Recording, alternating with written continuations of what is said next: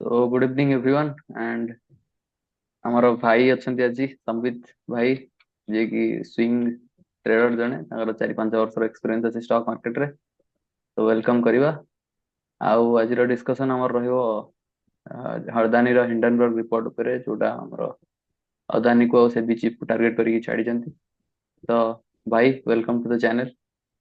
हाय भाई लोग। Good evening, नमस्कार, जय जगन्नाथ।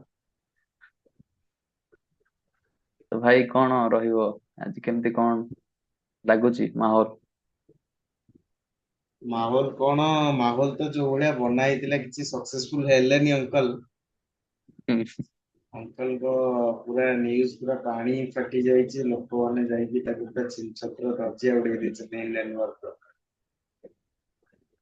एक्चुअली ଆଜି देखिया गले ସବୁ जेतिकी हाइप ଡିସ୍କସନ थिला, ରହିବ मेजर। हाँ। जो हाइप टा क्रिएट करथिले से माने कि मार्केट बहुत खसी जीवो सेटा किछि भी हेलानी। मार्केट जस्ट टिके गैप डाउन करली कि बहुत भलो रैली गोटे देला, फ्लैट क्लोज ହେଇଛି। तो ସେମାନେ ऑलरेडी जो पोर्टफोलियो को शॉर्ट करके रखिଥିଲେ ସେଟା ବି ଭାଇରାଲ ହେଇଯାଇଥିଲା। हम्म। ତ ସମସ୍ତଙ୍କ ଆଗରେ ଇଣ୍ଡିଆନ ୱାର୍କ ର ମୁଖା ହିଁ ଖୋଲି ଯାଇଛି। ତ ଲାଗୁନି ଆଉ ଫ୍ୟୁଚରରେ ସେ କେବେ ଏମିତିଆ ଫେଚାମି କରିକି ଆଉ କିଛି ଗୋଟେ କାରସାଦି କରିପାରିବ ବୋଲିକା। ଈଶ୍ୱର ଦୁଆ କେସ୍ ଟା सक्सेसफुल ହେଇଗଲା ମାନେ ସତ ହେଇଗଲା ଆଉ। ହଁ, ବାଘ ନା କହିକି ଆଉ କେତେ ଦିନ ଠକିବ। କାରଣ ଏଥର ବାଘ ଆସିଲେନି, ମାର୍କେଟ ରେ କିଛି ବି ଜଣା ପଡିଲାନି ଆଜି। କିଛି ପ୍ରାୟ ନାହିଁ, ଲୋକଙ୍କ ପୋର୍ଟଫୋଲିଓ ଗ୍ରୀନ କିଛିଟା ରେ ଥିବ। ପ୍ୟାନିକ ସେଲ ଇନିସିଆଲି କିଛିଟା ପ୍ୟାନିକ ସେଲ ହେଇଥିଲା ଆଦାନୀ ଷ୍ଟକ୍ ରେ, ପୁଣି ହୁଁ। ରିକଭରି କରିନେଲା। ସେଟା ମେଜର ସଟ୍ ମାର୍କେଟ ତ ରହିଛି ସାର୍ପ ଯୋଉଟା କି ରିକଭରି କରିଛି। ସବୁବେଳେ। ହଁ, ଆଦାନୀର ଯାହା ବି ପୋର୍ଟଫୋଲିଓ ଅଛି କିଛି ଦିନ ଯାହାହେଲେ ଭୋଲାଟାଇଲ ରହିବ। ସେଥିପାଇଁ ଯେତେବେଳେ ବି ଇଣ୍ଡିଆନ ର କିଛି ଗୋଟେ ଟ୍ୱିଟ୍ କରିବୁ କି ସେବିର କିଛି ଗୋଟେ ତାପରେ ଭର୍ଡିକ୍ଟ ଆସିବ କି କଣ କିଛି ବି ହୁଏ, ତ ଭୋଲାଟିଲିଟି ରହିବ ସେ ଷ୍ଟକ୍। ଏସିସି ହେଇଗଲା, ଅମ୍ବୁଜା ସିମେଣ୍ଟ ହେଇଗଲା, ଆଦାନୀର ଯାହା ବି ପୋର୍ଟ ହେଇଗଲା, ଏନର୍ଜି ସେକ୍ଟର ରହିଗଲା, ଆଦାନୀ ଏଣ୍ଟରପ୍ରାଇଜ ହେଇଗଲା, LIC, SBI ସବୁ ଫାଇନାନ୍ସିଆଲ ସେକ୍ଟର ହେଇଗଲା। ଏ ଜିନିଷର ଭୋଲାଟିଲିଟି ଦେଖିବାକୁ ମିଳେ। କିଛି ଦିନ ଏବେ ଟିକେ ପ୍ରେସର ରହିବ ଏଇ ଷ୍ଟକ୍ ଗୁଡା। ହଁ, ଏନଡିଟିଭି ବି ଆସୁଛି ଆଦାନୀ ପୋର୍ଟଫୋଲିଓ। ହୁଁ। ତ ଏବେ କଣ କରିବା କଥା, ମାନେ पोर्टफोलियो होल्ड କରିବା କଥା ନା ସେଲ କରିଦବା କଥା? ଯୋଉମାନେ ନୂଆ ଇନଭେଷ୍ଟର କିଛି ପ୍ୟାନିକ କରୁଛନ୍ତି, ଡରି ଯାଇଛନ୍ତି। ପୋର୍ଟଫୋଲିଓ ସେଲ କରିବାର ତ ପ୍ରଶ୍ନ ଉଠୁନି, କାରଣ ବର୍ତ୍ତମାନ ଯୋଉ ଭଳିଆ ଗ୍ରୋଇଂ ଆଉ ଡେଭଲପିଂ ଷ୍ଟେଜରେ ଅଛି ସବୁ ଜିନିଷ, ବର୍ତ୍ତମାନ ଇଣ୍ଡିଆନ ମାର୍କେଟ, ଇଣ୍ଡିଆନ ଇଣ୍ଡେକ୍ସ, ଇଣ୍ଡିଆର ଫ୍ୟୁଚର ଯୋଉ ଭଳିଆ ଡେଭଲପ କରୁଛି, ତ ସେଲର ପ୍ରଶ୍ନ ହିଁ ଉଠୁନି। ବର୍ତ୍ତମାନ ଇନଭେଷ୍ଟମେଣ୍ଟର ହିଁ ଟାଇମ, କାରଣ ନିଫ୍ଟି ଯୋଉ ଭଳିଆ ବ୍ରେକଆଉଟ ଦଉଛି, କେତେବେଳେ ନିଫ୍ଟି ଏମିତି ଏମିତି ହେଇକି 30,000ରେ ପହଞ୍ଚି ଯାଇଥିବ ବି କେହି କହିପାରିବେନି। ସେଟା ବି କିଛି ବହୁତ ବଡ କଥା ନୁହେଁ। ତ 30,000ରେ କାହିଁ ରିଗ୍ରେଟ କରିବା, ପୁରେଇଥିଲେ ପଇସା କିଛି ହେଇଥାନ୍ତା ବୋଲିକା। ସେ ହେଲା ଇନଭେଷ୍ଟେଡ ରହିବ।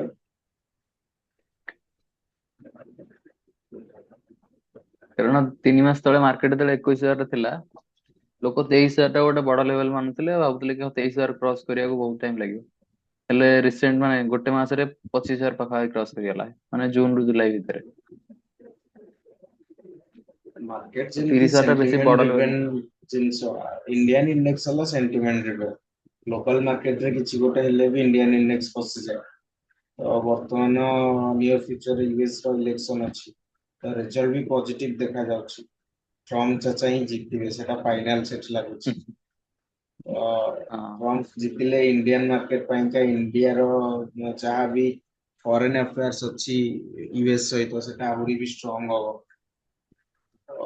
ଇଣ୍ଡିଆ ମେ ବି ମ୍ୟୁଚୁଆଲ କରିପାରେ ଜିଓ ପଲିଟିକ୍ସ ରେ କେତେଟା ଦେଶଙ୍କ ଭିତରେ, ଯେମିତି ଆମର ଇରାନ ଆଉ ଇସ୍ରାଏଲ ଭିତରେ ଚାଲିଛି ବା ରଷିଆ ୟୁକ୍ରେନ ଭିତରେ ଚାଲିଛି। ଏଠି ମେଜର ମ୍ୟୁଚୁଆଲ କରିବା ପାଇଁ ଗୋଟିଏ ଦେଶ ଅଛି, ସେଟା ହେଲା ଇଣ୍ଡିଆ। ତ ଏଇ ସବୁ ଜିନିଷର ବି ଇମ୍ପାକ୍ଟ ପଡିବ ହିଁ ଇଣ୍ଡିଆନ ମାର୍କେଟ ଉପରେ। ତ ତାକୁ ନେଇକି କ୍ରୁଡ ଅଏଲ ବି ରିଲେଟ ହଉଛି, କ୍ରୁଡ ଅଏଲ କୁ ନେଇକି ଆମ ଇଣ୍ଡିଆନ ମାର୍କେଟ ଇଣ୍ଡେକ୍ସ ବି ରିଲେଟେଡ ରହୁଛି। ତ ସବୁ ଜିନିଷକୁ ଦେଖିଲେ ନିୟର ଫ୍ୟୁଚର ଭଲ ଅଛି ଇଣ୍ଡିଆନ ଇଣ୍ଡେକ୍ସ ପାଇଁ। ନିହାତି ଭାବରେ ଇନଭେଷ୍ଟମେଣ୍ଟ ଯଦି କରୁଛନ୍ତି ଲୋକମାନେ ଲଙ୍ଗ ଟର୍ମ ଭିଜନ ରଖୁଛନ୍ତି ତାହେଲେ ନିହାତି ଭାବରେ ରିଟର୍ନ ଭଲ ଆସିବ। ଖାଲି ଷ୍ଟକ୍ ସ୍ପେସିଫିକ ସିଲେକ୍ସନ ଟା ଭଲ କରିବାର ଅଛି। ଏମିତି ଛୋଟ ମୋଟ ପେନି ଷ୍ଟକ୍ ରେ ନ ପୁରେଇକି ଭଲ ଫଣ୍ଡାମେଣ୍ଟାଲ ଥିଲା ଭଳିଆ ଷ୍ଟକ୍ ଯଦି ପିକ୍ କରୁଛନ୍ତି ସର୍ଟ ଟର୍ମ ନହେଲେ ଲଙ୍ଗ ଟର୍ମ ତ ରିଟର୍ନ ସିଓର ସର୍ଟ ମିଳିବ। ନିଶ୍ଚିନ୍ତ ଭାବରେ। ହୁଁ। କାହିଁକି ନା ଅଦାନୀ ଆମେ ଯୋଉ ଦେଖିଥିଲେ 70-80% କ୍ରାସ୍ ହେଇଥିଲା ଯେତେବେଳେ ଇଣ୍ଡିଆନ ୱାଟର ରିପୋର୍ଟ ଆସିଥିଲା ଜାନୁଆରୀ 2023 ରେ। ହଁ ହେଲେ ଅଲମୋଷ୍ଟ କହିବାକୁ ଗଲେ ସମସ୍ତଙ୍କର ଲସ୍ ରିକଭରି ହେଇସାରିଲାଣି ଏବେ ତ, ଯୋଉମାନେ ହୋଲ୍ଡ କରିଥିଲେ। ବି ହେଇକି ଲୋକମାନେ ପ୍ରଫିଟ ବି ବହୁତ କରୁଛନ୍ତି, ଆଉ ସେଇ ଟାଇମରେ ଯୋଉମାନେ ଅଧିକା ଟିକେ ଚାଲାକ ହେଇକି ଇନଭେଷ୍ଟ କରିଛନ୍ତି ପଇସା, ତ ବର୍ତ୍ତମାନ ତାଙ୍କ ହୁଁ ପୋର୍ଟଫୋଲିଓ ବି ମଲ୍ଟି ବ୍ୟାଗର ହେଇସାରିଛି। ହୁଁ। ସେତେବେଳେ ତ ୱାଚ୍ ମାନେ ସେଠି ସର୍ଭେଲାନ୍ସ ଲିଷ୍ଟ ରେ ଥିଲା, ମାନେ ଦେଖଉଥିଲା କି ଏଇ ଷ୍ଟକ୍ ଟା ୱାଚ୍ ଲିଷ୍ଟ ରେ ଅଛି, ରିସ୍କ ଅଛି ଏଥିରେ ଇନଭେଷ୍ଟ କରିବା। ସେଇ ଟାଇମ ରେ ଲୋକ ଯୋଉମାନେ ଇନଭେଷ୍ଟ କରିଛନ୍ତି ଏବେ ସେ ବହୁତ ଭଲ ପ୍ରଫିଟ ରେ ଅଛନ୍ତି।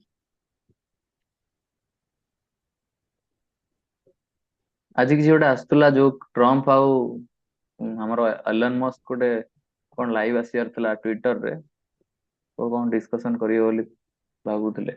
ସେଟା ଷ୍ଟାର୍ଟ ହେଇଛି କି ନାହିଁ କିଛି।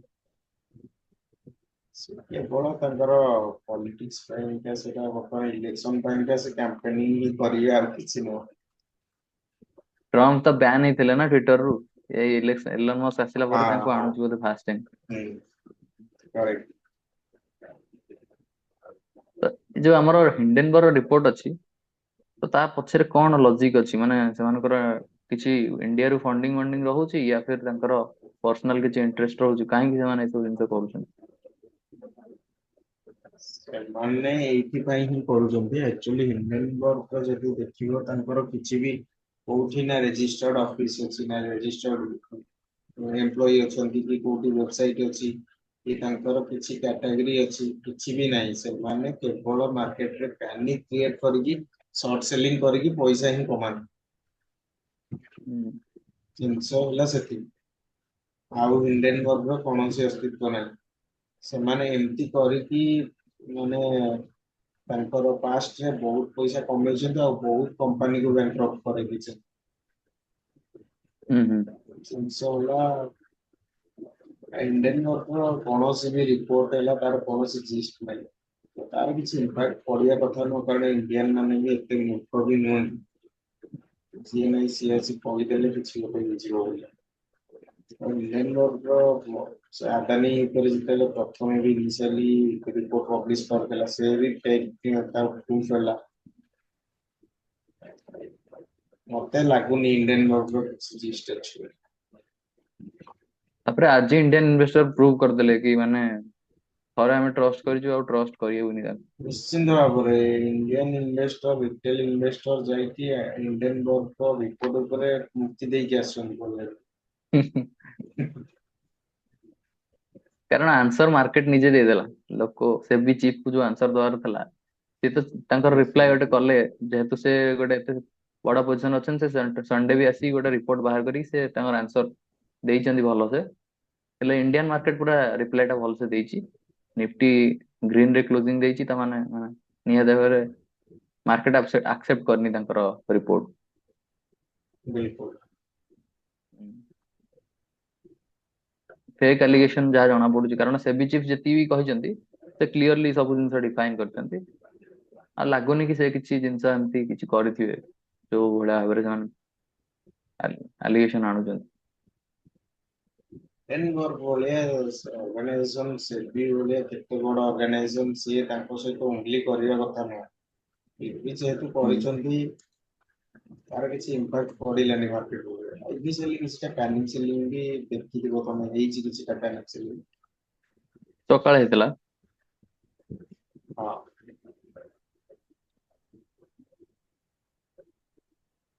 ଅପୋଜିସନ କ୍ଲେମ କରୁଛନ୍ତି କି ହଁ ଏଥିରେ ମାନେ ହାତ ଅଛି ୟାଙ୍କର ତାଙ୍କର, ଯେମିତି କି ରାହୁଲ ଗାନ୍ଧୀ ହେଲେ କି ମହୁଆ ମୈତ୍ରୀ ଯୋଉ ୱେଷ୍ଟବେଙ୍ଗଲର, ସେ ଆସିକି କହୁଥିଲେ କି ହଁ ସେମାନଙ୍କର ଇଏ ଅଛି। ଆଉ ସେ କହୁଥିଲେ ବି ସେ ବି ଚିଫ୍ କୁ ରିଜାଇନ କରିବାକୁ। ମୋ ହିସାବରେ ତ ଏଟା ଠିକ ନୁହେଁ ବୋଲି, କିଛି ପ୍ରୁଭନ ହେଇନି କିଛି ସେମାନେ ଆଲିଗେସନ ଟା। ଟିକେ କୁଲ ବନିଆ ଚକରରେ ଟିକେ ଏକ୍ସଟ୍ରା ଅର୍ଡିନାରୀ କରିବା ପାଇଁ ଚେଷ୍ଟା କରୁଛନ୍ତି, କିନ୍ତୁ ଯୋଉ ସବୁ ହୁଁ ଜିନିଷ ଭାଣ୍ଡାମି କୁହନ୍ତି, ସେଇ ଜିନିଷ କରି ବସୁଛନ୍ତି।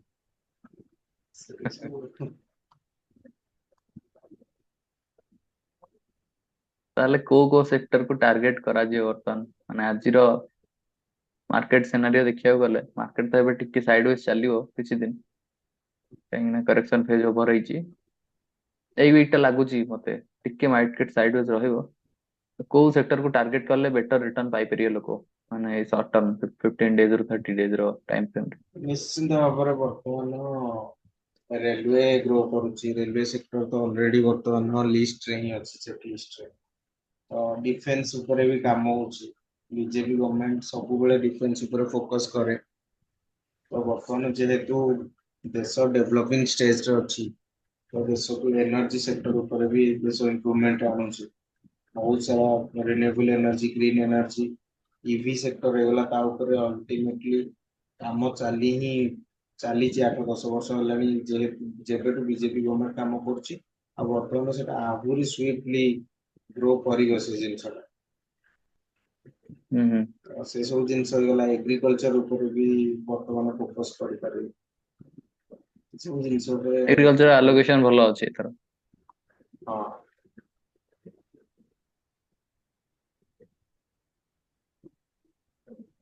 ଆଉ ବର୍ତ୍ତମାନ ବର୍ଷା ଦିନ ସରିଲା ପରେ ଯେବେ ସିଜନ ଷ୍ଟାର୍ଟ ହେଇଯିବ, FMCG ର ହଉ କି ଆମର ଇନଫ୍ରାଷ୍ଟ୍ରକ୍ଚର ଇଣ୍ଡଷ୍ଟ୍ରିଆଲ ସେକ୍ଟରରେ ବି, ଯେମିତି DLF, ଗୋଦରେଜ ପ୍ରପର୍ଟିଜ, ସବୁ ସେ ସବୁ ଷ୍ଟକ୍ ଗୁଡାକ ବିଲ୍ଡିଂ ମ୍ୟାଟେରିଆଲ ର ବି ଭଲ ସେଲିଂ ଷ୍ଟାର୍ଟ ହବ। କାରଣ ବର୍ଷା ଦିନ ପାଇଁକା ବହୁତ ଏକ୍ସଟେରିୟର ଆଉ ଇନଫ୍ରାଷ୍ଟ୍ରକ୍ଚର କାମ ସବୁ ବନ୍ଦ ପଡିଥାଏ। ବର୍ଷା ଦିନ ସରିଲା ପରେ କଣ ହୁଏ, ଜୁଲାଇ ଅଗଷ୍ଟ ସେପ୍ଟେମ୍ବର ଲାଷ୍ଟରୁ ନେଇକି ନଭେମ୍ବର ଡିସେମ୍ବର ଜାନୁଆରୀ ଇନଫ୍ରାଷ୍ଟ୍ରକ୍ଚର ବହୁତ ଜୋରରେ ଗ୍ରୋ କରେ। ତ ସେଇ ହୁଁ ହୁଁ ସବୁ ସେକ୍ଟର ଷ୍ଟକ୍ ରେ ବି ଇନଭେଷ୍ଟ କଲେ ପଜିଟିଭ ରହିବ। ହୁଁ ହୁଁ।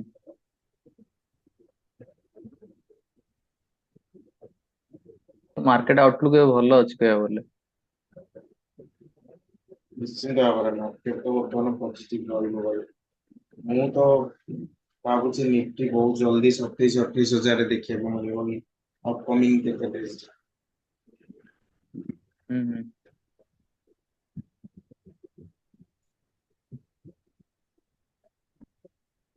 ତାହେଲେ ଟ୍ରେଡର ମାନେ ପ୍ୟାନିକ କରିବାଟା ବନ୍ଦ କରିବା କଥା ନିହାତି ଭାବରେ ଏବେ, ଆଉ ବିଲକୁଲ ପ୍ୟାନିକ ଲଙ୍ଗ ଟର୍ମ ରେ କରିବାର ଫୋକସ କରିବା କୌଣସି କଥା। ଲଙ୍ଗ ଟର୍ମ ଇନଭେଷ୍ଟମେଣ୍ଟ ସବୁଠୁ ବେଷ୍ଟ। ଏବେ ରିସେଣ୍ଟଲି ବଜେଟ ଆସିଛି, ତାପରେ ଆମର ଷ୍ଟକ୍ ସ୍ପେସିଫିକ ସେକ୍ଟର ସବୁ ଯୋଉଟା ଆନାଉନ୍ସମେଣ୍ଟ ହଉଛି, ତ ସେଥିରେ ଇନଭେଷ୍ଟ କରିକି ଆଟଲିଷ୍ଟ ମାନେ ଯଦି ଗୋଟେ ବର୍ଷର ଟାଇମ ଫ୍ରେମ୍ ବି ୱେଟ୍ କରିବେ, ତାହେଲେ ନିହାତି ଭାବରେ ରିଟର୍ନ ପାଇପାରିବେ, ଭଲ ରିଟର୍ନ, ଯଦି ମେଜର କିଛି ଇଭେଣ୍ଟ ହଉନି। ଯାର କିଛି ଇଭେଣ୍ଟ ବର୍ତ୍ତମାନ ପୁରା ୱାର୍ଲଡ ୱାଇଡ ବି ଦେଖିବାକୁ ଗଲେ ସେମିତି କିଛି ଲାଗୁନି ଇଭେଣ୍ଟ ହେଲା ଭଳିଆ। କାରଣ ସେ ରଷିଆ ୟୁକ୍ରେନ ୱାର ସେ ଚାଲିଛି 1.5 ବର୍ଷ ହେଲାଣି, ତାର କିଛି ଇମ୍ପାକ୍ଟ ପଡୁନି। ଇନିସିଆଲି କିଛିଟା ପଡିଥିଲା, ତାପରେ ଲୋକ ୟୁଜ ଟୁ ହେଇଗଲେ ତା ସହିତ। ତାପରେ ବର୍ତ୍ତମାନ ଇସ୍ରାଏଲ ଇରାନ ଭିତରେ ବି କେତେ ଦିନ ହେଲାଣି ଚାଲିଛି।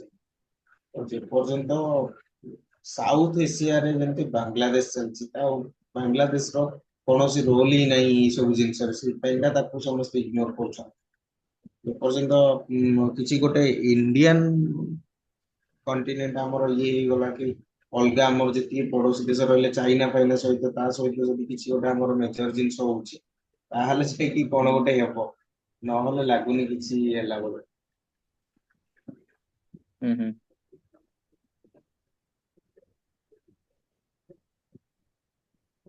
ମ୍ୟୁଚୁଆଲ ଫଣ୍ଡ ଇନଭେଷ୍ଟରଙ୍କୁ ତ ବିଲକୁଲ ଭୟ କରିବାର କଥା ନୁହେଁ, କାରଣ ସେମାନେ ଅଲରେଡି ମିନିମମ୍ 5 ବର୍ଷ 10 ବର୍ଷର ଇନଭେଷ୍ଟମେଣ୍ଟ ଭାବିକି ଆସିଥିବେ। କେବଳ ଷ୍ଟକ୍ ବାଲାଙ୍କର ଟିକେ ପୋର୍ଟଫୋଲିଓ ବାଲାନ୍ସିଂ କରିବାର ଅଛି। କିନ୍ତୁ ମ୍ୟୁଚୁଆଲ ଫଣ୍ଡର ଇନଭେଷ୍ଟର ଯୋଉମାନେ ଅଛନ୍ତି, ତମେ ଦେଖିବ ବର୍ତ୍ତମାନ ଧୀରେ ଧୀରେ ବହୁତ ଲୋକ ମ୍ୟୁଚୁଆଲ ଫଣ୍ଡ ଆଡକୁ ମୁହାଁଉଛନ୍ତି, କାରଣ ସମସ୍ତେ ବୁଝି ସାରିଲେଣି ବ୍ୟାଙ୍କ ହଉ କି ଅଲଗା ଇନ୍ସୁରାନ୍ସ ରେ ଇନଭେଷ୍ଟ କରିବା ଅପେକ୍ଷା ମ୍ୟୁଚୁଆଲ ଫଣ୍ଡରେ ତାଙ୍କୁ ଅଧିକା ରିଟର୍ଣ ବି ମିଳୁଛି, ଆଉ ଧୀରେ ଧୀରେ ସେଇ ସବୁ ଜିନିଷ ରିଲାଏବଲ ହେଇଯାଉଛି। ଯେତେ ସ୍ପ୍ରେଡ ହେଇକି ଇଣ୍ଡିଆରେ ଟେଲିକମ୍ୟୁନିକେସନ ମାନେ ଇଣ୍ଟରନେଟ ର ଫାସିଲିଟି ବଢୁଛି, ଆଉ ୟୁଟ୍ୟୁବ ହେଇଗଲା ଆଜିକାଲି, ସମସ୍ତେ କିଛି ଗୋଟେ ଜିନିଷ ୟୁଟ୍ୟୁବରେ ସର୍ଚ୍ଚ କରିଦଉଛନ୍ତି କି ଚାଟ ଜିପିଟି ଆସିଗଲା, ତ ଲୋକଙ୍କ ପାଇଁ ସବୁ ଜିନିଷ ଟ୍ରାନ୍ସପାରେଣ୍ଟ ହେଇଯାଉଛି। ଟ୍ରାନ୍ସପାରେନ୍ସି ରହୁଛି ସେ ସବୁ ଜିନିଷ ଉପରେ। ହୁଁ ହୁଁ। ମେ ବି ସେଇଟା ଲୋକଙ୍କୁ ଅଧିକା ଡ୍ରାଇଭ୍ କରୁଛି ମ୍ୟୁଚୁଆଲ ଫଣ୍ଡ ଆଡକୁ। ଆଗରୁ ଯେମିତି ହଉଥିଲା କି ମାନେ ଫର୍ମ ଫିଲଅପ କରିକି ତାକୁ ସିଗ୍ନେଚର କରିକି ଚେକ୍ ଦେଇକି ତାକୁ ନେଇକି ବର୍ତ୍ତମାନ ସବମିଟ ତ କରା ହୁଏ ବହୁତ ବ୍ରୋକର ଇଜି ପାଖରେ। ହେଇଗଲା। ଏବେ ପୁରା ସ୍ମୁଥଲି ଗୋଟେ ଆପ୍ଲିକେସନରେ ଯାଇକି ଆରାମସେ 2 ମିନିଟରେ ଇନଭେଷ୍ଟମେଣ୍ଟ କରି ହଉଛି। ସେଥିପାଇଁ ଲୋକ ଟିକେ ବେଶୀ ପ୍ରିଫର କରୁଛନ୍ତି। ପ୍ଲସ୍ ଆମେ ଯଦି 4 ଇୟର ରିଟର୍ନ ଦେଖିବା, ମ୍ୟୁଚୁଆଲ ଫଣ୍ଡ ମାନେ ଇଣ୍ଡିଆନ ମାର୍କେଟ ହିଁ ଭଲ ରିଟର୍ନ ଦେଇଛି, ସେଇ ହିସାବରେ ମ୍ୟୁଚୁଆଲ ଫଣ୍ଡ ମାନେ ରିଟର୍ନ ଦେଇଛନ୍ତି। ତ ସେଇଟାକୁ ଦେଖିକି ଲୋକ ଆଟ୍ରାକ୍ଟ ହେଇକି ଯାଉଛନ୍ତି, ଅଧିକରୁ ଅଧିକ ଇନଭେଷ୍ଟ କରୁଛନ୍ତି।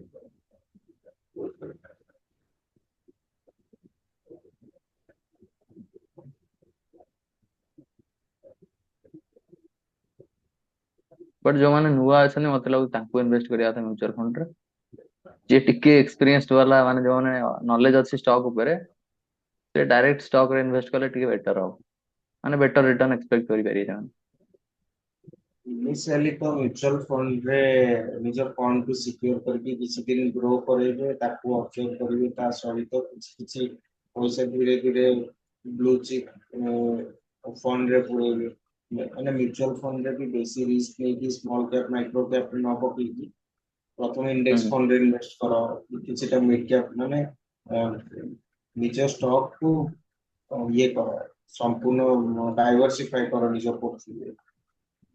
ନିଜର ପୋର୍ଟଫୋଲିଓ ଡାଇଭରସିଫାଇ କର, ଅଲଗା ଅଲଗା ଫଣ୍ଡ ରେ ପକାଅ। ତା ସହିତ ସେଇ ଫଣ୍ଡ ମ୍ୟାନେଜର କୋଉ କୋଉ ଷ୍ଟକ୍ ରେ ଇନଭେଷ୍ଟ କରୁଛି, ସେ ଷ୍ଟକ୍ ରେ କଣ ପାଇଁ ଇନଭେଷ୍ଟ କରୁଛି, ସେ ଷ୍ଟକ୍ ର ଫଣ୍ଡାମେଣ୍ଟାଲ କଣ, ନ୍ୟୁଜ କଣ ଅଛି ସେ ଷ୍ଟକ୍ ର, କ୍ୱାର୍ଟରଲି ଆନୁଆଲି ରେଜଲ୍ଟ କଣ ଆସୁଛି, ପ୍ରଫିଟ କଣ ଆସୁଛି, ଷ୍ଟକ୍ ପରଫର୍ମ କଣ କରୁଛି, ସେ କମ୍ପାନୀର ଫ୍ୟୁଚର କଣ, ସେ କମ୍ପାନୀ ନିୟର ଫ୍ୟୁଚରରେ ଆଉ କଣ କଣ ନୂଆ ନୂଆ ଇନିସିଏଟିଭ ନଉଛି, ସେ ସବୁ ଜିନିଷକୁ ଆଗ ଷ୍ଟଡି କର। ତାପରେ ଧୀରେ ଧୀରେ ଷ୍ଟକ୍ ରେ ଇନଭେଷ୍ଟ କରିବା ଷ୍ଟାର୍ଟ କର। ଯେମିତି ବଡ ବଡ ଲାର୍ଜ କ୍ୟାପ କମ୍ପାନୀରେ ଇନଭେଷ୍ଟ କରିବା ଷ୍ଟାର୍ଟ କର, ନା କି ପେନି ଷ୍ଟକ୍ ରେ। ଯୋଉଠି ହୁଁ ହୁଁ ତମେ ଭାବୁଥିବ କି ମୁଁ ଯଦି ଟଙ୍କିକିଆ ଗୋଟେ ଷ୍ଟକ୍ ନେଇଯାଉଛି, ସେଟା ମଲ୍ଟି ବ୍ୟାଗର ହେଇଯିବ ବହୁତ ଜଲ୍ଦି, 10 ଟଙ୍କା ହେଇଗଲେ 10 ଟାଇମ୍ସ ହେଇଯିବ। ତ ସେ ସବୁ ପିରାଟରେ ନ ରହିକି ପରସେଣ୍ଟେଜ ୱାଇଜ ଦେଖ। ଯଦି ତମେ ରିଲାଏନ୍ସ ରେ ବି ଇନଭେଷ୍ଟ କରୁଛ 3,000 ବର୍ତ୍ତମାନ ରିଲାଏନ୍ସ ର ଷ୍ଟକ୍, ସେ ଆଭରେଜ 3,000 ରେ ଅଛି। ଯଦି କମ୍ପାନୀ 20% ବି ଗ୍ରୋ କରୁଛି, ତମକୁ ସେଇଠି 600 ଟଙ୍କା ପ୍ରଫିଟ ହବ। ଯଦି ତମେ 1,000 ଟଙ୍କା ପେନି ଷ୍ଟକ୍ ରେ ବି ଲଗଉଛ, ତମକୁ 1,000ଟା ଷ୍ଟକ୍ ଆଲଟ୍ ହଉଛି ଟଙ୍କିକିଆ ଷ୍ଟକ୍। କିନ୍ତୁ ସେଠି ତମର 20% ହେଲେ କେତେ ହଉଛି 1,000 ଟଙ୍କାରେ 200 ଟଙ୍କା ହଉଛି। ଯଦି ରିଲାଏନ୍ସ ରେ ବି ହୁଁ 1,000 ଟଙ୍କା ତମେ ଲଗଉଛ, ସେଠି 200 ଟଙ୍କା ହେଲେ ତମର ସେଠି ବି 20% ହଉଛି। ତମେ ତମର ଭାଲ୍ୟୁ ର ପରସେଣ୍ଟେଜ ୱାଇଜ ହିସାବ କର, ନା କି ଷ୍ଟକ୍ ର ପ୍ରାଇସ୍ ଉପରେ ଯାଅ। ତ ବହୁତ ଲୋକଙ୍କର ମାଇଣ୍ଡ ସେଟ ସେଇଆ ଥାଏ କି ଏଇଟା ଓଭର ପ୍ରାଇସ୍ ଷ୍ଟକ୍, ଏଇଟା ଏତିକି ଷ୍ଟକ୍। ଲୋକ 10,000 ଟଙ୍କାର ଷ୍ଟକ୍ କିଣିକି ବି ତାକୁ ଡବଲ କରିକି 20,000 ଟଙ୍କାରେ ବିକୁଛନ୍ତି। ଲୋକ ଅଛନ୍ତି 5 ଟଙ୍କାର ଷ୍ଟକ୍ କିଣି ଦେଇକି 10 ଦିନ ଭିତରେ ସେ ଗୋଟେ 1 ଟଙ୍କାକୁ ଖସି ଆସୁଛି ଡାଉନ ସର୍କିଟ। ହୁଁ ହୁଁ। ଲୋକ ଅଛନ୍ତି ଏବେ ବି ଏମଆରଏଫ ଷ୍ଟକ୍ ବି କିଣୁଛନ୍ତି। ସେ ସବୁ ଜିନିଷକୁ କନସିଡର କରିକି ଷ୍ଟକ୍ ଚୁଜ କରିବେ। ଜିନିଷ ହେଲା ମାର୍କେଟରେ ପ୍ରଥମେ ଷ୍ଟଡି କରନ୍ତୁ, ବିନା ନଲେଜରେ ଜମାରୁ ଇଆଡେ ସିଆଡେ ଭିଡିଓ ଟେଲିଗ୍ରାମ ତ ଜମା ରହିବେନି, ତା ଠିକ ଠିକ ଜିନିଷକୁ କେବେ ବି ନେବେନି। ହୁଁ। ଟେଲିଗ୍ରାମ ହ୍ୱାଟ୍ସଆପ ରେ ଯଦି କି ସାଙ୍ଗକୁ ପଚାରିକି ଇନଭେଷ୍ଟମେଣ୍ଟ କରୁଛନ୍ତି, ତାହେଲେ ଲଙ୍ଗ ଟର୍ମ ରେ ସଷ୍ଟେନ କରିପାରିବେନି। କାରଣ ତମେ ଗୋଟେ କୂଅରେ ଯଦି ଡେଉଁଛ, ତାହେଲେ ନିଜେ ପହଁରା ନ ଶିଖିଥିଲେ କେହି ତମକୁ ମାନେ ସବୁବେଳେ ବଞ୍ଚେଇବେନି। ନିଜକୁ ହିଁ ବଞ୍ଚେଇବାକୁ ପଡିବ, ନିଜକୁ ପହଁରା ଶିଖିବାକୁ ପଡିବ। ତ ଟିପ୍ସ ବେଶ ଟ୍ରେଡିଂ ଟା ବିଲକୁଲ ଆଡଭାଇଜେବଲ ନୁହଁ ମୋ ହିସାବରେ। ଏଇଭଳିଆ ସିଚୁଏସନ ହବ ଯଦି ଟିପ୍ସ ବେଶ ଟ୍ରେଡିଂ କରିବ। କାହା ହଁ ବୁଦ୍ଧିରେ କଲ ନେଇଯାଇଛ ଯାଇକି ସକାଳୁ ସକାଳୁ, ତ ଏଇଆ କରିବାକୁ ପଡିବ ଲାଷ୍ଟ। ତାପରେ ଅପସନ ଟ୍ରେଡିଂ ତ ହାଇଲି ରିସ୍କି, ସେଥିରେ ପଶିବ ମାନେ ବହୁତ ସମୁଦ୍ରରେ ରିସ୍କ। ଡେଇଁବା ସହିତ ସମାନ। ଅପସନ ବି ପ୍ରଥମେ 2 ବର୍ଷ ନ ଦେଖିକି ସେଥିରେ ଇନଭେଷ୍ଟ କରିବା କଥା ନୁହେଁ, ପେପର ଟ୍ରେଡିଂ କର। ଯଦି ହୁଁ ଏତେ ଖୁଚି ହଉଛି ଅପସନ ପାଇଁ, ପେପର ଟ୍ରେଡିଂ କର, ସେଇଥିରେ ତୀର ମାର। ଛୋଟ କ୍ୱାଣ୍ଟିଟି ଗୋଟେ ଲଟ, ପେପର ଟ୍ରେଡିଂ ରେ ଗୋଟେ ଲଟ ନେଇକି କର। ହୁଁ। ମଲ୍ଟିପୁଲ ଲଟ ନୁହେଁ।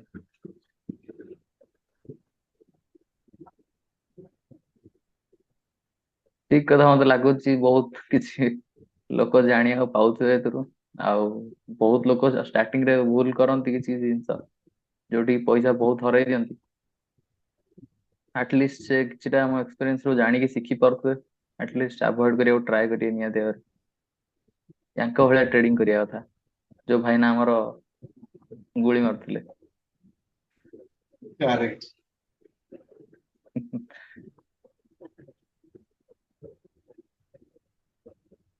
ଠିକ ଅଛି ଭାଇ, ତାହେଲେ କନକ୍ଲୁଡ କରିବା। ମତେ ଲାଗୁଛି ବହୁତ ଜିନିଷ ଶିଖିବାକୁ ମିଳିଥିବ ଆମର ଭିଉଅର୍ସ ମାନଙ୍କୁ, କାହିଁକି ନା ଡିଫରେଣ୍ଟ ଡିଫରେଣ୍ଟ ଟପିକ ଉପରେ ଆମେ ଡିସ୍କସନ କଲେ।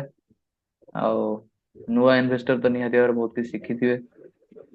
ଆଉ ଏଇଟା ୟୁଜ କର, କାମରେ ଲଗାଅ, ଡେଫିନେଟଲି ପ୍ରଫିଟ ପାଇବେ ସମସ୍ତେ, ଏଇଟା ଆମର ହୋପ। କାରଣ ଓଡିଆରେ ତ ବହୁତ ନାହାନ୍ତି ଆମର ଫାଇନାନ୍ସ ମାର୍କେଟ ୟା ଷ୍ଟକ୍ ମାର୍କେଟ ଉପରେ ବେଶୀ ଇନଫ୍ଲୁଏନ୍ସର ନାହାନ୍ତି ଯୋଉମାନେ ଭିଡିଓ କରୁଛନ୍ତି। ତ ଲୋକମାନଙ୍କୁ ଡିଫିକଲ୍ଟ ହଉଛି, ସେମାନେ ହିନ୍ଦୀର ଖୋଜୁଛନ୍ତି ପ୍ରାୟ। ଆଉ ଓଡିଆରେ ବେଶୀ ନଲେଜ ନାହିଁ, କଣ୍ଟେଣ୍ଟ ନାହିଁ। ତ ଆମେ ଏଇ ଇନିସିଏଟିଭ ଟା ଷ୍ଟାର୍ଟ କରିଛୁ, ଆମେ ଏଟା କଣ୍ଟିନ୍ୟୁ ରଖିବୁ। ମତେ ଲାଗୁଛି ବେଟର ହବ, ଫ୍ୟୁଚର ହେଲ୍ପ କରିବ ଲୋକଙ୍କୁ ନିହାତି ଭାବରେ। ବିଲକୁଲ ଭାଇ।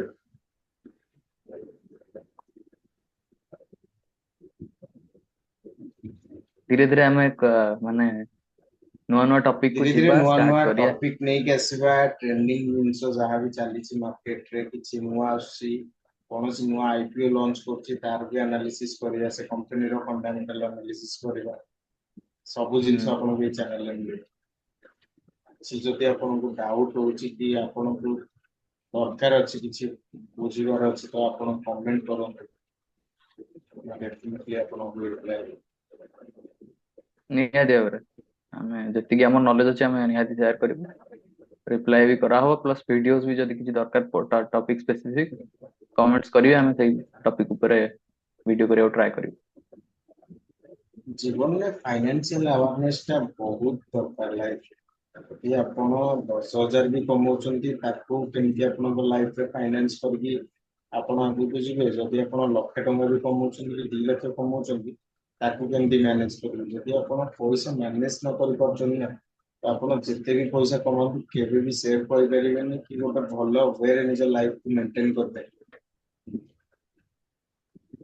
ନିହାତି ଭାବରେ ମନି ମ୍ୟାନେଜମେଣ୍ଟ ଟା ଗୋଟେ ଫାଇନାନ୍ସିଆଲ ସ୍କିଲ୍, ଆୱାରନେସ ଲାଇଫରେ ଦରକାର। ଯୋଉଟା କି ଇଣ୍ଡିଆରେ ନାହିଁ। ବହୁତ କମ ଲୋକ ଡିମାର୍ଟ ଆକାଉଣ୍ଟ ଖୋଲୁଛନ୍ତି, ତାଠୁ ଅଧିକ 4 ଗୁଣ 5 ଗୁଣ ଲୋକ ଡ୍ରିମ ଇଲେଭେନ ରେ ଯାଇକି ସଟ୍ଟାବାଜି ଗେମ୍ ଖେଳୁଛନ୍ତି। ତ ଏଇ ଜିନିଷ ଟା ଧୀରେ ଧୀରେ ଗ୍ରୋ କରିବା କଥା ଇଣ୍ଡିଆରେ। ବିଲକୁଲ, ଆମେ ନେକ୍ସଟ ଟାଇମ ଆଉ ଗୋଟେ ନେଇକି ଆସିବା ପଡକାଷ୍ଟ, ଗୋଟେ ଫାଇନାନ୍ସିଆଲ ଆୱାରନେସ ଆଉ ମନି ମ୍ୟାନେଜମେଣ୍ଟ ଉପରେ। ହୁଁ କେମିତି ଆପଣ ନିହାତି। ଆପଣଙ୍କ ଫାଇନାନ୍ସ ଲାଇଫରେ ଆଣିପାରିବେ, ଭଲ କି ମ୍ୟାନେଜ କରିପାରିବେ ଆପଣଙ୍କ ପଇସାକୁ, ଆଉ ଗୋଟେ ପ୍ରପର ୱେରେ ସେଭିଂ କରିପାରିବେ, ଆଉ କେମିତି ନିଜ ଲାଇଫ ଷ୍ଟାଇଲକୁ ବି ଏନହାନ୍ସ କରିପାରିବେ, ଆଉ ଦୈନନ୍ଦିନ ଆପଣ ଯୋଉ ଟ୍ରେଣ୍ଡରେ ଦୁନିଆ ଚାଲିଛି ସେଇ ଲାଇନରେ ନିଜକୁ କେମିତି ଟ୍ରାକକୁ ଆଣିପାରିବେ, ସେଇ ଉପରେ ବି ଗୋଟେ କଥାବାର୍ତ୍ତା ଗୋଟେ ଦିନ ହେବା ଉଚିତ। ହୁଁ ନିହାତି ଭାବରେ ଆମେ ସବୁ ଇନିସିଏଟିଭ ଆଣିବା, ବିଗିନର୍ସଙ୍କ ପାଇଁ ବି ଆଣିବା, ମିଡ ଲେଭେଲ ର ଯୋଉମାନେ କିଛି କିଛି ଜାଣିଛନ୍ତି ତାଙ୍କ ପାଇଁ ବି ସେ ଭିଡିଓ ଅଣାହବ, ଯୋଉଟା ସମସ୍ତଙ୍କ ପାଇଁ ହେଲ୍ପ କରିବ। ଭାଇ ଟାଇମ ହେଇଗଲାଣି 12ଟା 20। ଆଉ ଥ୍ୟାଙ୍କ ୟୁ ଭାଇ, ଆଉ ଏତେ ଲେଟ ରେ ଆସିକି ବି ଟାଇମ ଦେଇଥିବାରୁ। କାରଣ ଶୋଇବା ଟାଇମ ଠିକ ଏଟା, ଅଛି। କାରଣ ଭିଡିଓ ବନଉଛି ରାତି 12ଟା 20ରେ, ଏଫର୍ଟ ଦିଆ ହଉଛି।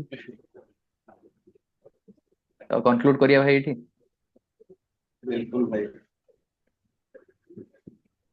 ଠିକ ଅଛି ତାହେଲେ, ଏତିକିରେ ଆଜି ଭିଡିଓଟି କ୍ଲୋଜ କରୁଛେ। ଆଉ ଭାଇଙ୍କୁ ସ୍ପେସିଆଲ ଥ୍ୟାଙ୍କ୍ସ, କାରଣ ତାଙ୍କର ପ୍ରିସିୟସ ଟାଇମ ସେ ଦେଇଛନ୍ତି, ତାଙ୍କର ଯେତିକି ନଲେଜ ଅଛି ସେ ଆମ ସହିତ ସେୟାର କରିଛନ୍ତି।